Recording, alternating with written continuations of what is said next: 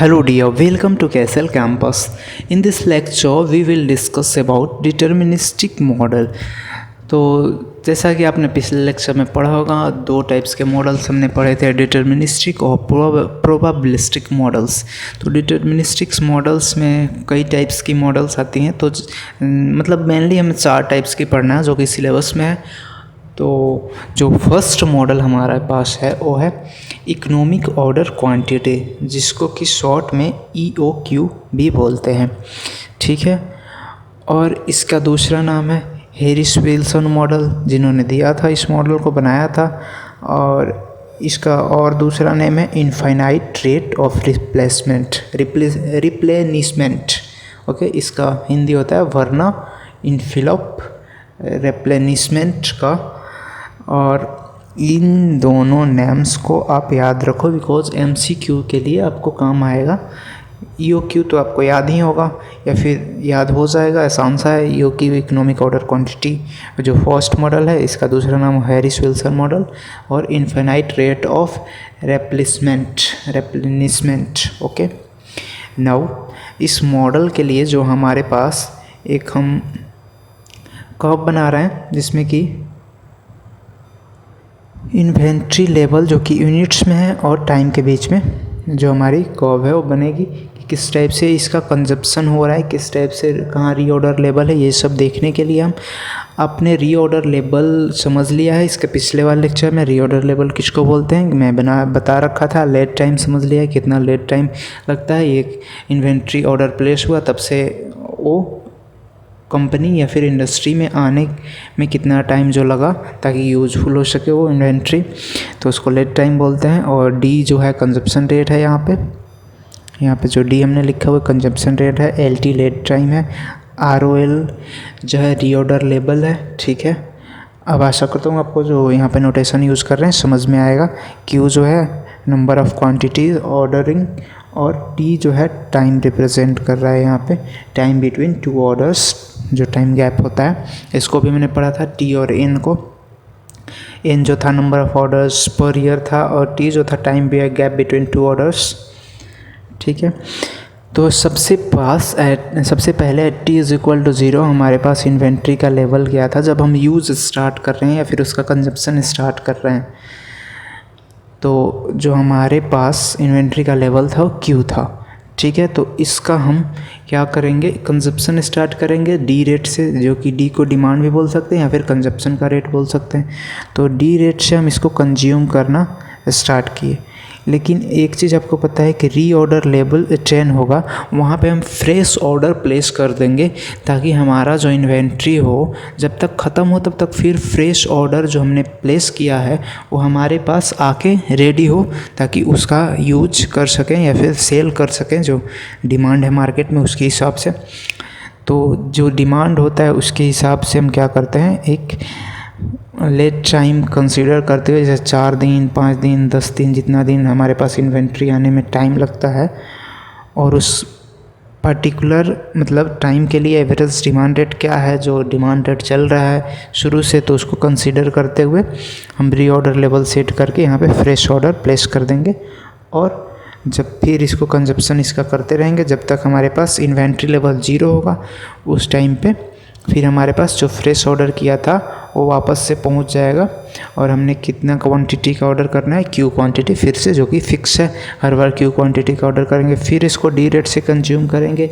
Reorder level achieve होगा तो यहाँ पे फ्रेश ऑर्डर प्लेस कर देंगे, और लेस टाइम में भी D रेट से ही इसका कंजप्शन या फिर डिमांड जो से सिमिलर रहेगा, क्योंकि आपको पता है डिटर्मिनिस्टिक मॉडल में हम कॉन्स्टेंट मानते हैं डिमांड को, और जो होता है लेड टाइम को आपने पढ़ा था। फिर जब तक लेड टाइम हमारा जो पूरा होगा तो फिर हमारा जो फ्रेश ऑर्डर था वो रिसीव हो जाएगा, और हमारे पास क्वांटिटी यूज के लिए Q प्रेजेंट हो जाएगी। फिर इसी तरह से D रेट से हम कंजप्शन करते जाएंगे, फिर शो ऑन, ग्राफ को ऐसे ही आगे बढ़ाते जाएंगे। नाउ अब आपको इसमें समझना ये है कि 2 ऑर्डर्स के बीच में टाइम गैप कितना लग रहा है, T। मतलब फर्स्ट हमने 0 टाइम पे ऑर्डर करके मंगा लिया था, फिर यूज़ स्टार्ट किया, वहाँ से हम ये जो साइकिल है वो पढ़ रहे हैं, मतलब जो कर्व है पढ़ रहे हैं, तो T टाइम लगा। फिर जो फ्रेश ऑर्डर रिसीव हुआ और दूसरा ऑर्डर हुआ, फिर वो दूसरा ऑर्डर रिसीव होने में जो टाइम लगा तो वो टी, यानी टाइम गैप था टी। और जो री ऑर्डर लेवल था वो हमेशा सेम ही रहेगा, कांस्टेंट रहेगा। नाउ अब आपको एक चीज़ समझ में नहीं आया होगा कि QX और TX हमने क्या कंसीडर कर रखा है। QX और TX हमने कंसीडर कर रखा है ताकि हम रीऑर्डर लेवल का फार्मूला निकाल सकें, फिर उससे डिमांड का फार्मूला निकाल सकें। तो अगर हम कंसीडर करें कि किसी क्वांटिटी, यानी जो QX क्वांटिटी है, कोई भी क्वांटिटी QX,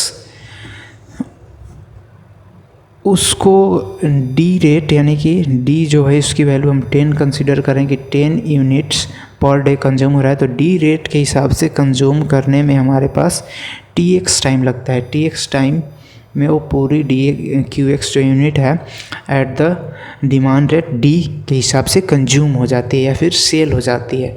ठीक है, तो हमें QX का जो वैल्यू निकालना रहेगा वो कैसे निकालेंगे कि कितनी क्वांटिटी थी QX। तो QX जो क्वांटिटी थी वो TX टाइम में कंज्यूम हो रही थी एट D डिमांड रेट पे। ठीक है, मतलब जितनी यूनिट्स पर डे डिमांडेड है तो D और TX टाइम में कंज्यूम हो रही थी। तो QX हमारे पास आ गई। जब मल्टीप्लाई करेंगे कि कितने टाइम में और कितने रेट से कंज्यूम हुई तो QX की वैल्यू आ गई। तो सेम उसी तरीके से अगर हम पूरे Q का कितना ऑर्डर हम कर रहे हैं, हर फ्रेश ऑर्डर पे कितनी क्वांटिटी मंगा रहे हैं, तो उसके लिए निकालना चाहें तो कितने टाइम में पूरी क्वांटिटी कंज्यूम हो रही है, T टाइम में। कितने रेट से, D डिमांड रेट से, जो कि 10 हमने कंसीडर कर रखा है, 10 यूनिट्स पर डे। तो Q की वैल्यू निकालनी होगी। तो Q कितने टाइम के लिए यूज हो रहा है, T टाइम के लिए at the rate of D, तो TD हो जाएगा। Q is equal to TD हमारे पास फॉर्मूला हो जाएगा। आशा करता हूँ आपको समझ में आया होगा। नाउ अब सेम फॉर्मूला को यूज करते हुए री ऑर्डर लेवल अगर हमें निकालना है तो री ऑर्डर लेवल जहाँ पे है, मतलब जहाँ पे हम फ्रेश ऑर्डर प्लेस कर रहे हैं, वहाँ से हमें कितना टाइम लग रहा है उस क्वांटिटी को कंज्यूम करने में eight the rate D of demand rate. तो री ऑर्डर लेवल अगर यहाँ पे है तो इस यहाँ से जो क्वांटिटी बची हुई है उसको कंज्यूम करने में LT, यानी कि लीड टाइम में जितना टाइम लग रहा है ऑर्डर हमारे पास आने में, मतलब प्लेस किया तब से आने में जितना टाइम लग रहा है उतना ही टाइम लग रहा है कंज्यूम करने में भी, और एट द रेट, कौन सा रेट है, D डिमांड रेट से। ठीक है, तो री ऑर्डर लेवल का अगर फॉर्मूला में निकालना होगा तो टाइम इंटू डिमांड रेट, तो lead time into demand rate का फॉर्मूला लगाएंगे, दोनों का मल्टीप्लाई करेंगे। लीड टाइम और डिमांड रेट जो है चलता आ रहा है डिमांड, तो हमारे पास री ऑर्डर लेवल पे कितनी क्वांटिटी है वो पता चल जाएगा, मतलब कितनी क्वांटिटी पे हम फ्रेश ऑर्डर प्लेस कर रहे हैं। ठीक है, आपको तीनों फॉर्मूले समझ में आ गए। ये न्यूमेरिकल में यूज होंगे अगर री ऑर्डर लेवल पूछा हुआ है MCQs वाले क्वेश्चन में, जो आसान सा होता है, और आपको लीड टाइम दे रखा है, डिमांड रेट दे रखा है, दोनों को मल्टीप्लाई कर दो, री ऑर्डर लेवल आपका आ जाएगा। नाउ अब डिमांड रेट के लिए अगर देखें सेम तीनों फार्मूले से, तो हमारे पास आ जाएगा तीनों से 3 फार्मूला। जैसे D का value QX for a particular quantity eight X, और टाइम पीरियड जितना लगेगा कंज्यूम करने में उस क्वांटिटी को, तो TX। तो यहाँ पे डिमांड रेट हमारे पास आ गया। नाउ यहाँ पे D is equal to Q/T हो जाएगा, यहाँ पे demand is equal to reorder level by lead time. तो ये भी आप याद रखोगा, डिमांड रेट भी निकालने के लिए बोलता है, आपके पास री ऑर्डर लेवल बता रखा है और लीड टाइम बता रखा है, तो यहाँ से आप डिमांड रेट भी निकाल सकते हो। ठीक है, तो ये कुछ बेसिक सा फॉर्मूला था जो मैक्सिमम जगह पे यूज होगा, आप इसको ध्यान में रखें।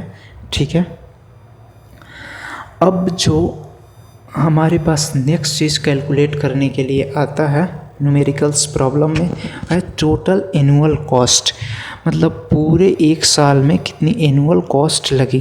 तो ये 3 कॉस्ट का समेसन होता है टोटल एनुअल कॉस्ट। फर्स्ट होता है परचेज कॉस्ट, जिसको कि PC से डिनोट करते हैं शॉर्ट में, शॉर्ट के लिए इतना बड़ा कौन लिखेगा हर बार। ऑर्डरिंग कॉस्ट, जिसको OC से, और प्लस का होल्डिंग कॉस्ट, मतलब परचेज कॉस्ट, ऑर्डरिंग कॉस्ट और होल्डिंग कॉस्ट, तीनों का समेसन क्या कहलाता है, टोटल एनुअल कॉस्ट, TAC। ठीक है, अब इन तीनों का फॉर्मूला क्या होता है जो कि न्यूमेरिकल्स में यूज करेंगे, तो देख लेते हैं। परचेज कॉस्ट का फॉर्मूला आपके पास क्या था, D इंटू सी, जो कि पिछले लेक्चर में आपने देखा था। डिमांड कितना है और एक यूनिट की प्राइस कितनी है, तो demand into price of per unit, purchase cost आ गया। ना हमारे पास जो ऑर्डरिंग कॉस्ट के लिए फॉर्मूला था, तो ये आपने डेफिनेशन देखा था, फॉर्मूला आपने ये देखा था n इंटू सी नॉट, मतलब नंबर ऑफ़ ऑर्डर्स कितना प्लेस कर रहे हैं हम पूरे साल में, एक साल में, और कितना ऑर्डरिंग कॉस्ट है एक बार ऑर्डर करने के लिए। ठीक है, तो नंबर ऑफ़ ऑर्डर्स अगर हम n कर रहे हैं और ऑर्डरिंग कॉस्ट सी नॉट है एक बार ऑर्डर करने की, तो ordering cost n into Q हो जाएगी। ठीक है, अब n इज़ इक्वल टू क्या होता है, आपने पढ़ा था, n इज़ इक्वल टू होता है number of order is equal to demand per year upon में quantity ordered in a single order. ठीक है, नंबर ऑफ़ ऑर्डर्स का फॉर्मूला होता है, पिछले लेक्चर में मैं आपको बताया हूँ, अगर आपने नहीं देखा है तो जाके देखें। n is equal to D by Q, D क्या है, demand of for full year, और क्यू क्या है, number of units ordered in a single order, एक ऑर्डर में कितने नंबर ऑफ़ यूनिट्स ऑर्डर हो रहे हैं। ठीक है, तो यहाँ से n निकल जाएगा, तो n की वैल्यू क्या रख देंगे, O C is equal to D by Q into C naught, हमारे पास फाइनल फॉर्मूला आ जाएगा जो कि न्यूमेरिकल्स में यूज होगा। ठीक, अब जो है होल्डिंग कॉस्ट का फॉर्मूला हमारे पास, आपको पता है कि क्या था इसका definition, holding cost is the cost to hold the average number of inventory for a time period. ठीक है, तो कोई टी टाइम पीरियड के लिए एवरेज नंबर ऑफ़ इन्वेंट्री कैसे निकालते हैं, क्यू बाई टू करके, तो average number of inventory Q by two, और होल्डिंग कॉस्ट पर यूनिट कितनी है, CH हम कंसीडर कर रहे हैं, जो कि नोटेशन आपको बताया था यूज करेंगे पिछले लेक्चर में। तो एवरेज नंबर ऑफ़ इन्वेंट्री, तो कितनी यूनिट्स है, क्यू बाई टू यूनिट्स की एवरेज इन्वेंट्री हमें होल्ड करनी पड़ रही है, और होल्डिंग कॉस्ट पर यूनिट है CH, और कितने पीरियड के लिए होल्ड कर रहे हैं, तो T पीरियड के लिए होल्ड कर रहे हैं। तो फॉर ए सिंगल ऑर्डर, जब एक सिंगल ऑर्डर होगा उसको होल्ड करना होगा, तो ये फॉर्मूला यूज करें, Q by two into CH into T, but T जो होगा 1 हो जाएगा फॉर ए ईयर। अगर ईयर के लिए कंसीडर करेंगे तो इसकी वैल्यू 1 हो जाएगी, कैसे होगी वो भी बताऊंगा। और एवरेज क्यू बाई टू कैसे आया, मतलब एवरेज क्वांटिटी की जो वैल्यू आई वो क्यू बाई टू कैसे आई, क्यू एवरेज डायरेक्ट हमने क्यों नहीं लिखा। ठीक है, और टी कैसे 1 होगा, बिकॉज हम एनुअली कैलकुलेट कर रहे हैं टोटल एनुअल कॉस्ट। तो मैं आपको ये बेसिक सा फॉर्मूला इसलिए बता दिया कि ये सिंगल अगर ऑर्डर दे रखा है तो उसमें टी से ही मल्टीप्लाई होगा, बट फॉर 1 ईयर टी जो होगा n के साथ मल्टीप्लाई होकर 1 हो जाएगा। कैसे, आगे देखते हैं। सबसे पहले देखते हैं concept of Q average. Q average जो था, मतलब average number of quantity Q by two कैसे आया होल्डिंग कॉस्ट में, जैसे कि हम अलग अलग मंथ्स के लिए क्वांटिटी लेते हैं। फर्स्ट मंथ के लिए 20, सेकेंड मंथ के लिए 15, थर्ड मंथ के लिए 10, फोर्थ मंथ के लिए 5 और फिफ्थ मंथ पे 0 हमें होल्ड करना पड़ा। इतनी क्वांटिटी हमें हर अलग अलग मंथ्स में होल्ड करनी पड़ रही है।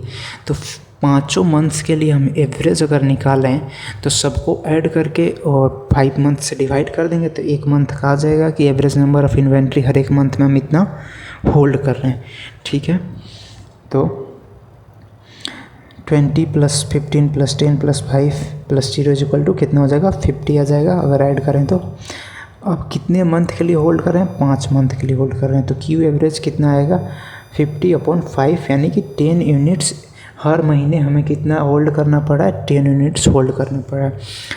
तो अगर होल्डिंग कॉस्ट पर यूनिट्स 2 रुपये अगर हम कंसीडर करें अगर है, तो टोटल होल्डिंग कॉस्ट कितनी आ जाएगी, होल्डिंग कॉस्ट आपकी आएगी एवरेज नंबर ऑफ़ इन्वेंट्री 10, और कितने मंथ्स के लिए हम कैलकुलेट कर रहे हैं 5 मंथ्स के लिए, तो 5 मतलब T इज इक्वल टू 5 है, और CH होल्डिंग कॉस्ट 2 है।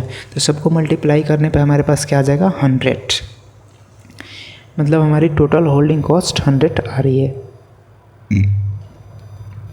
ठीक है, नाउ अब सेम यहीं 10 यूनिट्स कैसे आएगा, जैसे मैक्सिमम इन्वेंट्री हमारे पास कितनी है होल्ड करने के लिए और मिनिमम इन्वेंट्री कितनी है, तो मैक्सिमम 20 है और मिनिमम 0 है, तो मैक्सिमम प्लस मिनिमम बाई 2 करें तो इससे भी आ जाएगा, तो 20 + 0/2 इज इक्वल टू 10, ये भी इसी के बराबर आ गया, एवरेज के बराबर आ गया।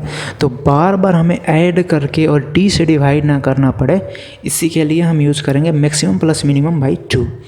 तो मैक्सिमम हमारे पास क्यू एवरेज निकालने के लिए मॉडल्स में जैसे मैक्सिमम क्यू होता है हमारे पास जो हम ऑर्डर के टाइम पे ऑर्डर करते हैं, और फिर मिनिमम कितना हो जाता है 0 तक उसको रीच करते हैं, तभी जब 0 तक हमारा कंजप्शन कर करके इन्वेंट्री 0 हो जाता है, तभी तो नया ऑर्डर जो होता है वो हमारे पास रिसीव होता है, फिर इन्वेंट्री का लेवल क्यू हो जाता है। जैसे कि अपने ग्राफ में देखा था, सीधा स्लैब था 0 तक आ रहा है कंजम्पशन के बाद, फिर उसके बाद से जो हमारा ऑर्डर है रिसीव हो रहा है तो क्यू तक जा रहा है। ठीक है, क्यू से अगर कंजम्पशन स्टार्ट कर रहे हैं हम तो ऐसे ही तो था, तो क्यू + 0/2, तो ये फाइनली कितना हो जाएगा क्यू एवरेज Q/2। तो आपको समझ में आ गया होगा कंसेप्ट कैसे यूज़ कर रहे हैं, क्यू एवरेज की जगह पे Q/2 कैसे लिख रहे हैं, तो CH is equal to Q average की जगह पे Q/2 × CH और फॉर टाइम t, तो t को आप 1 कैसे करेंगे ये भी देख लेते हैं, फॉर ए ईयर।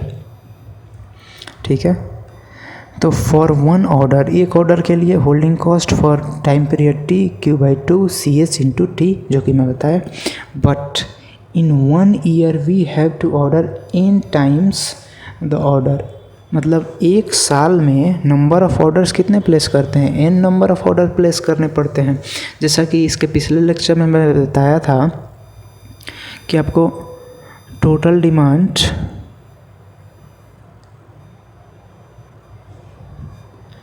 54,000 की है एक साल में, और एक बार में आप 9,000 मतलब 9,000 क्वांटिटी ऑर्डर कर रहे हो, तो टोटल नंबर ऑफ़ ऑर्डर्स आपके पास कितना आ जाएगा 6, मतलब n = 6 ऑर्डर्स आपको करने पड़ेंगे।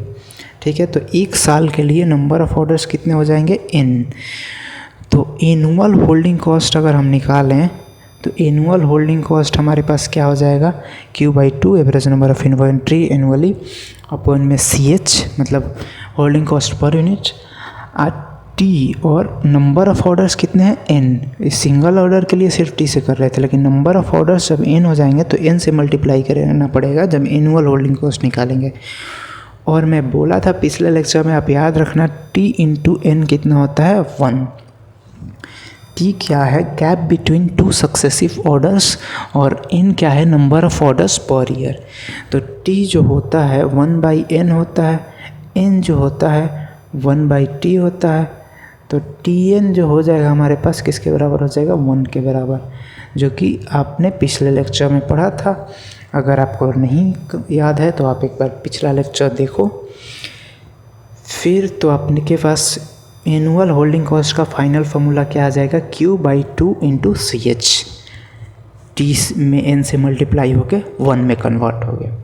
ठीक है, तो टोटल एनुअल कॉस्ट जिसको कि TAC या फिर टोटल कॉस्ट TC भी बोलते हैं इसी कॉस्ट को, तो हमारे पास क्या हो जाएगा purchasing cost plus ordering cost plus holding cost. Purchasing cost का formula D × C, ordering cost का D/Q × C0 plus holding cost का फॉर्मूला Q/2 × CH। इसको आपको याद नहीं करना, रट लेना है, मतलब समझ लो एज इट इज़ आपके दिमाग में फिट हो जाना चाहिए। अलग अलग फार्मूला, ये ऑर्डरिंग कॉस्ट, ये परचेजिंग कॉस्ट का है, ऑर्डरिंग कॉस्ट का है, होल्डिंग कॉस्ट का है, क्योंकि आपको इस पे न्यूमेरिकल चाहे सेमेस्टर हो चाहे कॉम्पिटिटिव एग्ज़ाम्स हो आएगा ही आएगा। ठीक है,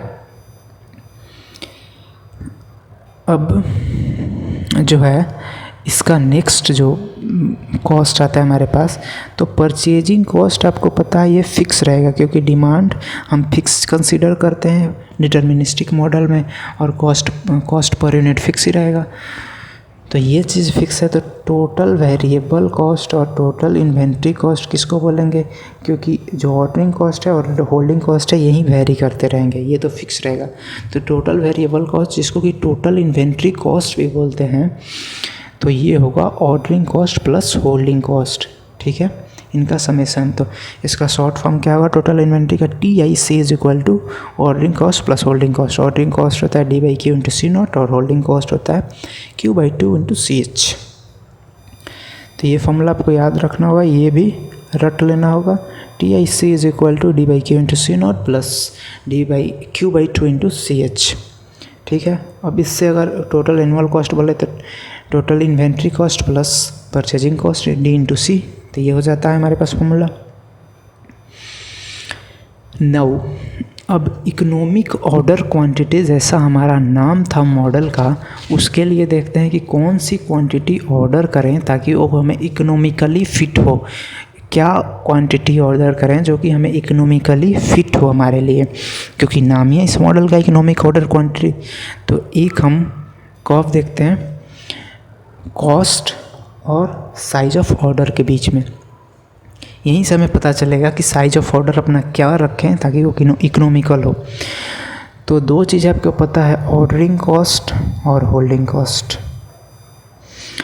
ऑर्डरिंग कॉस्ट जितनी हम ऑर्डर साइज को बढ़ाते जाएंगे उतना ही ऑर्डरिंग कॉस्ट कम होते जाएगा। कैसे, जैसे कि अगर एक साल में जैसे मैंने एग्जांपल दिया था 54,000 क्वांटिटी की डिमांड है और 9,000 एक बार में ऑर्डर कर रहे हैं, तो कितने ऑर्डर प्लेस करने पड़ते थे, 6। अगर वहीं हम एक बार में 18,000 का ऑर्डर दें तो कितने ऑर्डर करने पड़ेंगे, नंबर ऑफ़ ऑर्डर्स 3 करने पड़ेंगे, ठीक है। उसी तरह से बढ़ाते जाएं आगे की तरफ तो नंबर ऑफ़ ऑर्डर्स उसी तरीके से कम होते जाएंगे। और आपको पता है ऑर्डरिंग कॉस्ट हर एक बार जो ऑर्डर करोगे सेम ही लगेगा, चाहे आप कितनी भी क्वांटिटी का ऑर्डर करो, ठीक। तो जैसे नंबर ऑफ़ ऑर्डर्स बढ़ते जाएंगे तो नंबर ऑफ़ ऑर्डर्स नहीं, साइज ऑफ ऑर्डर्स बढ़ते जाएंगे तो ऑर्डरिंग कॉस्ट क्या होता जाएगा, डिक्रीज होता जाएगा। और जब ऐसा हो जाएगा एक बार में कि सिंगल ऑर्डर में ही सारा मंगा लेंगे तो सिर्फ एक बार में ही कॉस्ट लगेगा, जो लगेगा ऑर्डरिंग कॉस्ट। लेकिन जैसे हम साइज ऑफ ऑर्डर्स बढ़ाते जाएंगे तो होल्ड जो क्वांटिटी करनी होगी वो नंबर ऑफ़ क्वांटिटी होल्ड बढ़ते जाएगी, कि जितनी क्वांटिटी होल्ड करनी होगी इनिशियल स्टेज से तो बढ़ती जाएगी। तो आपका होल्डिंग कॉस्ट भी उसी तरीके से उसी हिसाब से बढ़ते जाएगा, ठीक है, क्योंकि average number of inventory D/Q जो है इंक्रीज होती जाएगी, ठीक है। नाउ तो एक पॉइंट आएगा जहाँ पे ऑर्डरिंग कॉस्ट और होल्डिंग कॉस्ट एक दूसरे को कट करेगा। तो अगर हम टोटल इन्वेंट्री कॉस्ट यानी कि जो ordering cost plus holding cost का समेसन होता है उसके ग्राफ ड्रॉ करें तो कुछ इस तरीके से आएगा। पहले ये डिक्रीज होते जाएगा, जैसे साइज ऑफ ऑर्डर बढ़ाते जाएंगे एक मिनिमम पॉइंट आएगा, मतलब इसकी मिनिमम वैल्यू आएगी, फिर उसके बाद से इंक्रीज करता जाएगा, ठीक है। और मिनिमम पॉइंट कौन सा होगा, जहाँ पे होल्डिंग कॉस्ट और ऑर्डरिंग कॉस्ट का कर्व एक दूसरे को इंटरसेक्ट करेगा।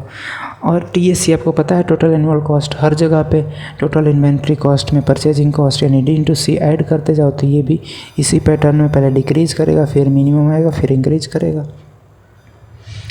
नाउ जहाँ पे ऑर्डरिंग कॉस्ट और होल्डिंग कॉस्ट एक दूसरे को इंटरसेक्ट कर रहे हैं, यहाँ पे जो क्वांटिटी है इसको EOQ बोलते हैं, इकोनॉमिक ऑर्डर क्वांटिटी, जिसको कि Q स्टार से हमने डिनोट कर रखा है, ठीक है।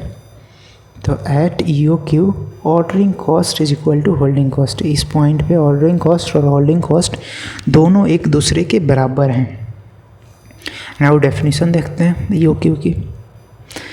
The ordering quantity Q star at which holding cost becomes equal to ordering cost, that is HC is equal to OC, and the total inventory cost, that is TIC, is minimum is known as the economic order quantity। जहाँ पे TIC minimum होगा उसको economic order quantity बोलेंगे। Now at economic order quantity अगर इसकी formula हमें निकालनी है जो कि न्यूमेरिकल्स में यूज होगी तो ordering cost is equal to holding cost हो जाता है। तो ऑर्डरिंग कॉस्ट क्या होता है, D/Q अपॉन में C0। तो Q की जगह पे Q स्टार रखा है because Q star economic order quantity को डिनोट कर रहा है। यहाँ पे Q by 2 into C H होता है होल्डिंग कॉस्ट, यहाँ पे Q star by 2 into C H लिखा है बिकॉज यहाँ पे EOQ को रिप्रेजेंट कर रहा है Q स्टार। फाइनली दोनों फॉर्मूलों का यूज करके Q स्टार जो निकालेंगे हमारे पास आ जाएगा 2 into D into C upon में सी एच नीचे चला जाएगा, तो Q star is equal to आ जाएगा root over 2 into D into C naught into C H. ठीक है, ये अपने पास आ जाएगा बिकॉज Q और Q एक दूसरे से मल्टीप्लाई होके Q स्क्वायर हो जाएगा। तो इसी तरीके से ये फॉर्मूला आपको रट लेना है, इसको स्टार मार्क करो आप। Q star is equal to root over 2 D C nought by C H. ये आपको डायरेक्टली इस पे न्यूमेरिकल आएगा, अगर उसमें कहीं भी मेंशन कर रखा है find the economic order quantity, उसमें आपको डिमांड दिया हुआ है, सी नॉट दिया है, सी एच दिया है, तो समझ लेना यही फॉर्मूला यूज होगा और डायरेक्ट यूज़ करना, कैलकुलेट कर देना। 1 मार्क्स वाले में डायरेक्ट इस पे न्यूमेरिकल्स आते हैं और ज़्यादा मार्क्स करेगा थोड़ा सा टर्न करके आएगा, लेकिन फॉर्मूला यही यूज होगा। Now TIC at economic order quantity मतलब total inventory cost at economic order quantity निकालना, तो इसको T स्टार से डिनोट कर रहे हैं। और ये क्या होता है ordering cost plus holding cost. यहाँ पे आपको एक चीज़ पता है कि ऑर्डरिंग कॉस्ट और holding cost at economic order quantity पे एक दूसरे के इक्वल होते हैं, तो या तो आप होल्डिंग कॉस्ट को ऑर्डरिंग कॉस्ट में चेंज कर दो या ऑर्डरिंग कॉस्ट को होल्डिंग कॉस्ट में। तो हम ऑर्डरिंग कॉस्ट को होल्डिंग कॉस्ट में चेंज कर रहे हैं, तो हमारे पास क्या आ जाएगा 2 यूनिट्स ऑफ होल्डिंग कॉस्ट। तो होल्डिंग कॉस्ट का फॉर्मूला होता है 2 यूनिट्स हो जाएगा 2 इंटू Q बाई 2 अपॉन में C H for EOQ Q star लिखा है। अब इस फॉर्मूले से निकालेंगे तो हमारे पास TIC स्टार की जो वैल्यू आ जाएगी, यानी इकोनॉमिक ऑर्डर क्वांटिटी पे जो टोटल इन्वेंट्री कॉस्ट की वैल्यू आएगी root over 2 into D into C into H, मतलब root over 2 D C not C H. कैसे आया, इस वाले Q स्टार के वैल्यू को हमने यहाँ पे पुट कर दिया और 2 से 2 कैंसिल आउट हो गया। ठीक है, तो सीधा पुट करके आप देखो तो मतलब यहाँ पे Q star into C H बच रहा है, तो इसमें सी एच से मल्टीप्लाई होगा, तो जो बाई में रूट सी एच है तो उससे कट के ऊपर में रूट ओवर सी एच बच जाएगा। तो ठीक है, तो सेम इसी तरीके से ऊपर में सी एच हो जाएगा, तो 2 root over 2 D C not C H. इस फॉर्मूले को आप रट लें, इसका भी सेम वैसे ही यूज होगा but only for EOQ at economic order quantity. लेकिन TIC का जो मेन फार्मूला है D by Q into C nought plus Q by 2 into C H, ये हमेशा यूज होगा। फॉर EOQ के लिए भी यूज कर सकते हैं, फॉर नॉन EOQ मतलब नॉन इकोनॉमिक ऑर्डर क्वांटिटी किसी भी क्वांटिटी के लिए यूज़ कर सकते हैं। बस यहाँ पे EOQ पे जो Q की वैल्यू होगी Q स्टार का जो आएगा मतलब इकोनॉमिक ऑर्डर क्वांटिटी की जो वैल्यू आएगी वो रख देंगे। ठीक है, तो इस लेक्चर में इतना ही। Now thank you for the class.